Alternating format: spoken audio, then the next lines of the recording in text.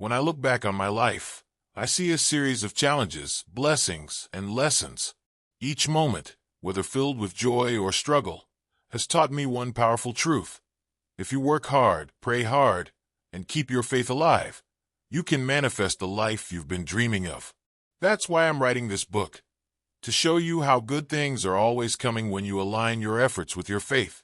The Bible speaks to this in so many ways. One of the most powerful tools it gives us is fasting. Fasting isn't just about giving something up. It's about making room for something greater. When I fast, I feel a shift in my spirit. It's as if I'm stepping into a deeper connection with God, clearing the clutter of my mind, and opening myself up to receive what He has for me. But let me be clear, manifestation isn't just about sitting back and waiting for blessings to fall into your lap. It's about putting in the work, staying disciplined, and trusting that your efforts, combined with God's timing, will lead to a harvest. And yes, money can be a part of that harvest. Money isn't everything, but let's be real. It's a tool, a resource, and when used wisely, it can open doors to opportunities that help you live the life you're called to live. This book is for those who are ready to see their lives change, for those who believe, like I do, that good things are coming. It's a guide for anyone who's tired of feeling stuck, who's ready to break free from doubt and fear, and who's willing to do the work to manifest their blessings.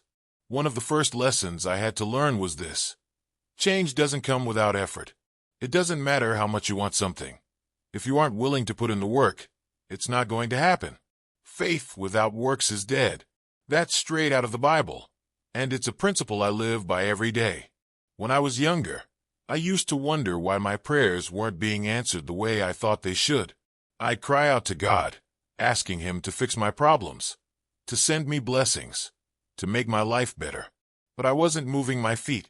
I wasn't doing my part. You can't expect to see change if you're not willing to take the first step. That's when I realized prayer is the foundation, but action is the follow-through. Manifestation is about bringing what's in your mind and heart into reality. It's not magic, and it's not just positive thinking. It's about aligning your intentions with your actions and staying motivated, even when things get tough. And believe me, things will get tough. That's why staying grounded in your faith is so important. Fasting taught me that in a profound way. It's not easy to give something up, especially when you're used to relying on it for comfort. But that's the point. Fasting breaks the cycle of dependence on the things of this world and redirects your focus to God. It's like hitting a reset button on your spirit. Every time I fast, I feel closer to the blessings God has for me. Not because I earned them, but because I'm finally in a place to receive them. And let's talk about motivation for a minute. I've seen too many people give up right before their breakthrough. They get tired, discouraged, or distracted, and they let their dreams slip away. Don't let that be you. Keep pushing, keep believing, and keep working. It doesn't matter how slow the progress is. As long as you're moving forward, you're winning. Remember, small steps still lead to big destinations. Now, let's address something that often comes up when we talk about blessings, money. Some people shy away from the topic, acting like it's wrong to want financial stability or success. But let's be real. Money is a tool, and it's okay to want it. The key is not letting it control you. Use it wisely. Let it serve your purpose. And never forget that your true wealth comes from God. I want you to say this with me.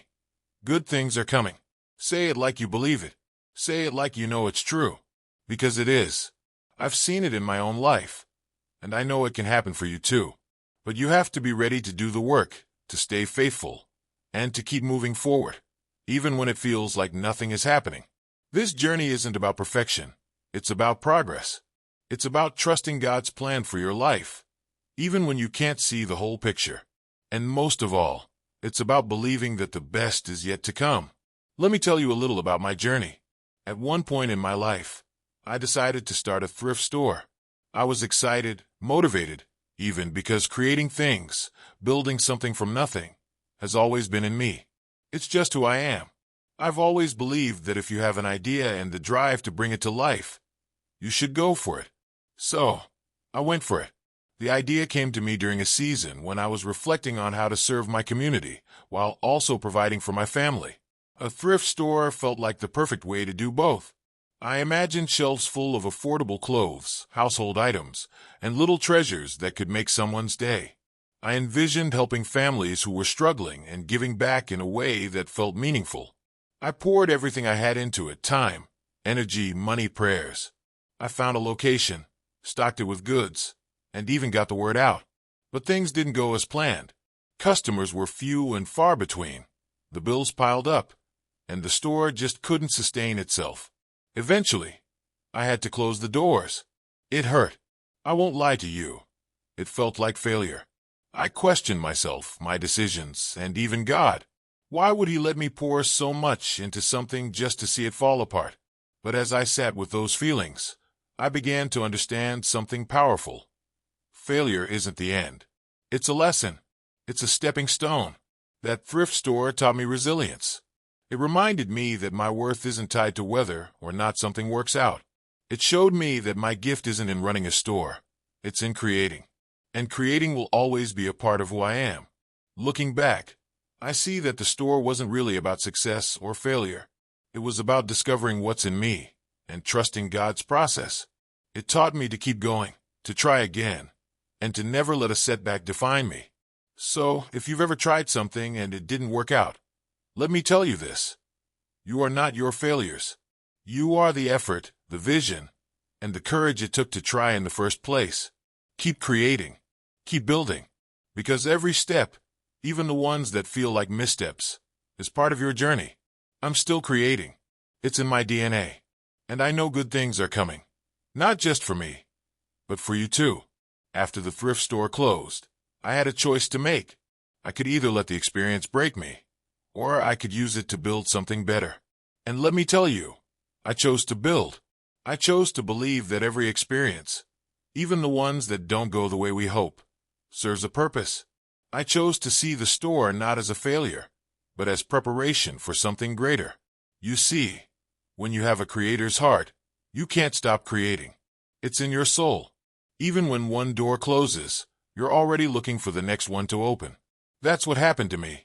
I started thinking about what I could do next, how I could take everything I'd learned and use it to keep moving forward.